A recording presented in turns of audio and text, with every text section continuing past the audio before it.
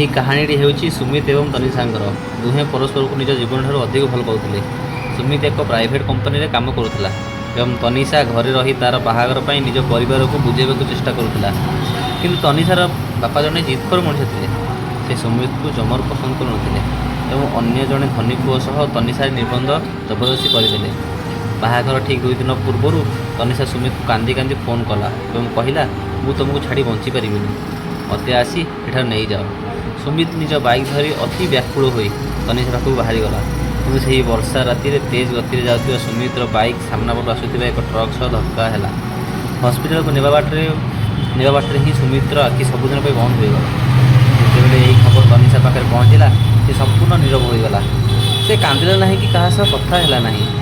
ପରିବାର ଲୋକେ ଜବରଦସ୍ତି ତା'ର ବାହାଘର ଅନ୍ୟ ସ୍ଥାନରେ କରିଦେଲେ ସତ, କିନ୍ତୁ ସେହି ଦିନଠାରୁ ତନିଷାର ଓଠରୁ ହସ ସବୁଦିନ ପାଇଁ ହଜିଗଲା।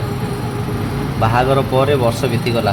ତନିଷା ନିଜ ଦାୟିତ୍ୱ ସବୁ ପାଳନ କରୁଥିଲା, କିନ୍ତୁ ତା'ର ହୃଦୟ ଆଜି ବି ସେହି ବର୍ଷା ରାତିରେ ଅଟକି ରହିଥିଲା। ପ୍ରତିବର୍ଷ ସୁମିତ୍ର ମୃତ୍ୟୁ ଦିନରେ ସେ ଚୁପଚାପ ତା'ର କବର ପାଖକୁ ଯାଉଥିଲା। ଗୋଟିଏ ଦିନ ସେଠାରେ ବସି ସୁମିତ୍ର ପୁରୁଣା ଫଟୋକୁ ଛାତିରେ ଜଡ଼ି ଧରି କହିଲା, ମୁଁ ତୁମକୁ ଅପେକ୍ଷା କରି କରି ଥକିଗଲି ସୁମିତ, ଏବେ ଆଉ ବିଚ୍ଛେଦ ସହିପାରୁନି। ସେହିଦିନ ସନ୍ଧ୍ୟାରେ ଘରକୁ ଫେରିବା ପରେ ତନିଷା ନିଜ ଘରେ ଶାନ୍ତ ଭାବରେ ବସିଥିଲା। ତା'ର ହାତରେ ସୁମିତ୍ର ସେହି ଶେଷ ଫଟୋ ଥିଲା ଏବଂ ଆଖିରେ ଅସଂଖ୍ୟ ଅଧୁରା ସ୍ୱପ୍ନ ଥିଲା। ପରଦିନ ସକାଳେ ପରିବାର ଲୋକେ ଦେଖିଲେ ତନିଷା ଆଉ ଜାଗି ନାହିଁ। ତା ମୁହଁରେ ବର୍ଷ ବର୍ଷ ପରି ଏକ ଶାନ୍ତ ହସ ଥିଲା।